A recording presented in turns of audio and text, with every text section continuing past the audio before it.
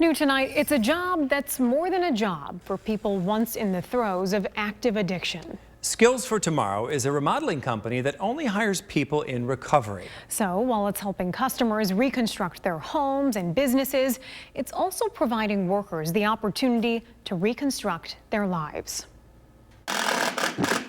On a dreary winter day at an Isabella County farm, this crew was hard at work. Yeah, if you like it, I like it.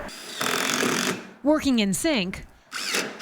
Oh, there's that teamwork. To transform this barn. Most companies would give anything So heavy to have the work ethic my guys have. And with each project, even each screw, they're also transforming themselves. That's what gives this power, you know. Like every single person here knows what it's like. You know, they know what it's like to not just be at the bottom, but be below the bottom. You know, and start from a hole that most people can't even fathom. Buddy Yancer knows that feeling all too well. Childhood trauma drove him into addiction at just 12 years old. In 2014, he hit his bottom. Getting high with a pistol on the table, wishing I could just get out of my kids' way, because, you know, there was one door. There was one door between me and my family, and there's nothing more that I wanted than to walk through it, but I couldn't.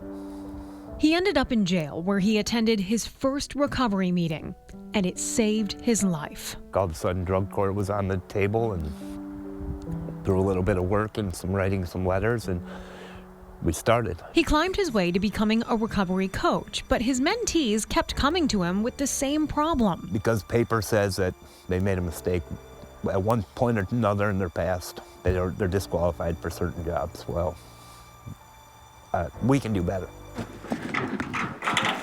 And he did, teaming up with one of his very own mentees to piece together Skills for Tomorrow remodeling. It takes a lot of emotional strength and emotional maturity to run a business. For Buddy and I to do this, it means a lot to be able to help others out. In its more than 3 years, they've hired 60 people in recovery. Anybody that we can get our hands on to help them that next step in their journey, you know, and make them feel part of something.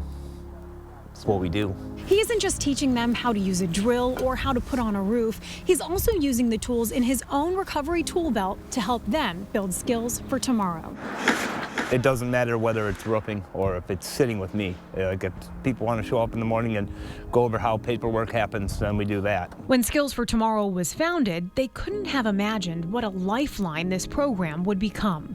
It's definitely been tough since the pandemic. It's a much more complicated world than it was 2 years ago. And people are struggling in a variety of different ways. Joel Strauss with the Bay County Health Department says last month his county saw a spike in overdoses, likely due to an increased supply of the synthetic opioid fentanyl. Fentanyl is blamed for the nation's record-breaking number of overdoses between April 2020 and April 2021, with Michigan seeing a 19% jump, according to the CDC. Strauss says the pandemic created the perfect storm, cutting people off from not only their loved ones, but also treatment services. Despite most of those services coming back, he says for many, that feeling hasn't gone away.